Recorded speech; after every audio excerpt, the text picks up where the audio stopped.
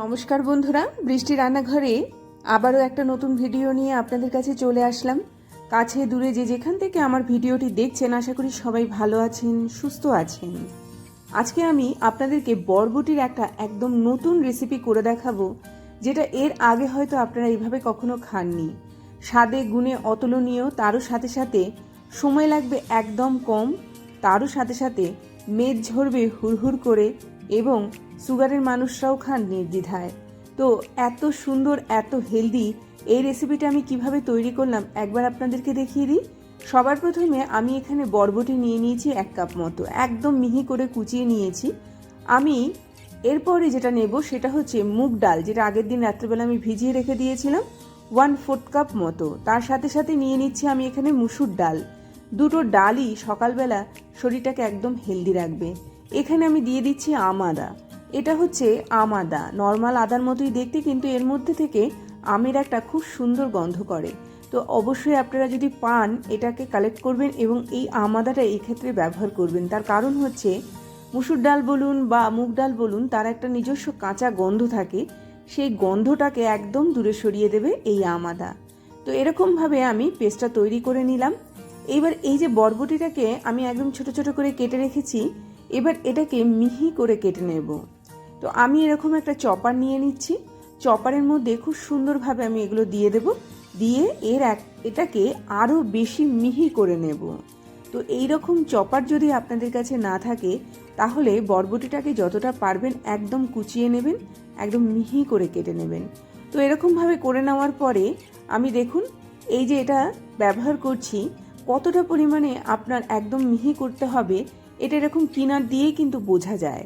তো হাত দিয়ে টেনে টেনে মাঝে মাঝে একটু দেখে নেবেন যে কতটা পরিমাণে আপনারা মিহি করতে চাইছেন। তো আমি মোটামুটি এতটা পরিমাণে মিহি করে নিয়েছি, যাতে করে যখনই আমরা এটা খাবো যাতে খুব সুন্দর লাগে, একদম মোলায়েম খেতে লাগবে, তারও সাথে সাথে হালকা একটুখানি বরবটিটা মুখে বাজবে। তো এরকমভাবে বরবটিটাকে এর মধ্যে দিয়ে দিলাম। দিয়ে দেওয়ার পরে এর মধ্যে কিছু জিনিস আমি এখানে অ্যাড করব। তো সবার প্রথমে আপনাদের একটা জিনিস বলে দিচ্ছি, এই যে বরবটিটা আমরা এতটা পরিমাণে মিহি করে নিয়েছি, এর একটা সবথেকে বড় কারণ হচ্ছে যখনই এটা আমরা এরপরে ভাজবো, এটা কিন্তু খুব তাড়াতাড়ি নরম হয়ে যাবে। তো এর মধ্যে আমি কিছু জিনিস দিচ্ছি, ডালটার পেস্ট তো দিয়েই দিলাম, সঙ্গে কাঁচা লঙ্কা, একটুখানি লেবুর রস, একটুখানি আমচুর পাউডার, একটুখানি নুন, একটুখানি গোলমরিচের গুঁড়ো আমি এর মধ্যে দিয়ে দিলাম, সামান্য একটুখানি হলুদ এবং সামান্য একটুখানি হিং আমি এর মধ্যে দেব। যা যা জিনিস ব্যবহার করছি এই কাঁচা ডালের গন্ধটাকে যাতে খুব সুন্দরভাবে দূরে সরিয়ে দেয়, তার সাথে সাথে টেস্টটাকে অনেক গুণ বাড়িয়ে দেয়। এটাকে খুব ভালো করে আমি কিন্তু পেস্টটা করে নেব। এরকমভাবে খুব ভালো করে মেখে নিতে হবে। মেখে নিলে কি হবে, বরবটির সাথে সব জিনিসগুলো যদি খুব ভালো করে মিক্সড খায়, তাহলে খেতে কিন্তু খুব চমৎকার লাগে। আর এগুলো তৈরি করবেন খুব বেশি পরিমাণে তৈরি করলেন, তাহলে কি হয় সবাই পেটটা ভরে খেতে পারে।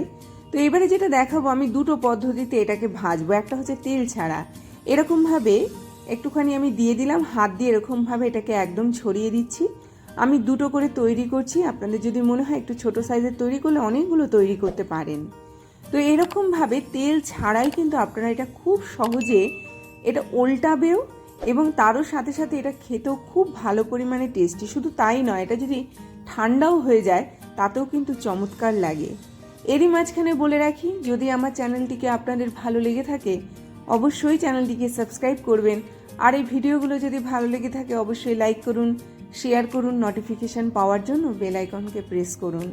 দেখুন খুব সহজে এটাকে একটু ঢেকে রেখে দিয়েছিলাম একটু জাস্ট সেদ্ধ হওয়ার জন্য। তো 3-4 মিনিটের জন্য ঢেকে রাখলেই যথেষ্ট। আর দেখুন কত সহজে এটাকে উল্টানো যায়, দেখুন খুব সুন্দরভাবে স্মুথলি এটাকে উল্টাতে পারবেন।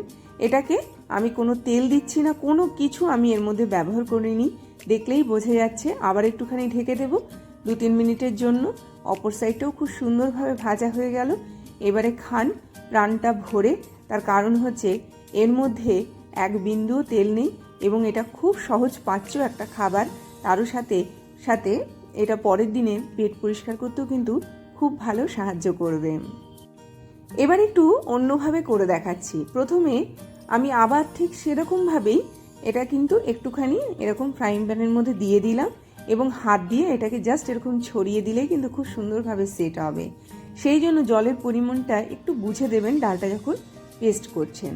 তো এরকমভাবে আবারও দুটো এরকম দিয়ে দিলাম। দিয়ে দেওয়ার পরে এবার এর মধ্যে আমি একটুখানি ভাজা জিরের গুঁড়ো ওপর দিয়ে ছড়িয়ে দিলাম। দুটোর মধ্যে এরকমভাবে ভাজা জিরের গুঁড়ো ছড়িয়ে দিচ্ছি। তার সাথে সাথে একটুখানি লাল লঙ্কা এর মধ্যে দিয়ে দিলাম। কাঁচা লঙ্কাই যেটা একটুখানি লাল হয়ে গেছে সেই লঙ্কাটা এখানে ব্যবহার করলাম। এরকমভাবে ছড়িয়ে দিচ্ছি। ছড়িয়ে দেওয়ার পরে আবারও এটাকে ঢেকে রাখবো। ঢেকে রেখে এটাকে খুব সুন্দরভাবে সেদ্ধ করব। এবারে যেটা করব সেটা হচ্ছে এর মধ্যে তেল দেব, মানে ঢেকে দেওয়ার আগে এর মধ্যে সামান্য একটুখানি তেল দিয়ে তারপরে ঢাকবো। প্রথমটা ছিল নর্মালি ঢেকে দিয়েছিলাম, সেদ্ধ হয়ে যাওয়ার পরে এগুলোকে উল্টে দিচ্ছি। আর পরবর্তীতে কি হয়েছে, এইটা যেটা বানাতে যাচ্ছি সেটাতে এখানে তেল দিয়ে এটাকে খুব ভালো করে ভেজে নিচ্ছি এবং যখন একটা সাইড খুব ভালো করে সেদ্ধ হয়ে যাচ্ছে তখন এগুলোকে আলতো হাতে উল্টে দেব। এটাও উল্টাবে খুব সুন্দরভাবে, দেখে নিন। এটা যখন একটুখানি সেদ্ধ হয়ে গেল জাস্ট এই রকমভাবে এটাকে আমি একটুখানি উল্টে দেব। যতক্ষণ না উল্টাচ্ছে সামান্য একটুখানি এরকমভাবে তুলে তুলে এর ভেতরে একটুখানি তেলটা দিয়ে দেবেন, তাহলে কি হবে, একদম মুচমুচে তৈরি হবে। তো এরকমভাবে যখন ভাজা হয়ে গেল আমি একটা একটা করে খুব সুন্দরভাবে দেখুন উল্টে দিচ্ছি এবং এটাও উল্টাতে কিন্তু একদমই কষ্ট করতে হবে না, খুব স্মুথলি এটা উল্টে যাবে। এখানে তেলও আমি খুব বেশি পরিমাণে দিইনি, 1 চা চামচ করে তেল দিলেই যথেষ্ট। তো এরকমভাবেও কিন্তু আপনারা তেল দিয়েও তৈরি করতে পারেন মুখরোচক দুটো ডালের খুব সুন্দর একটা সকালবেলার ব্রেকফাস্টের রেসিপি, অথবা রাত্রেবেলা খান।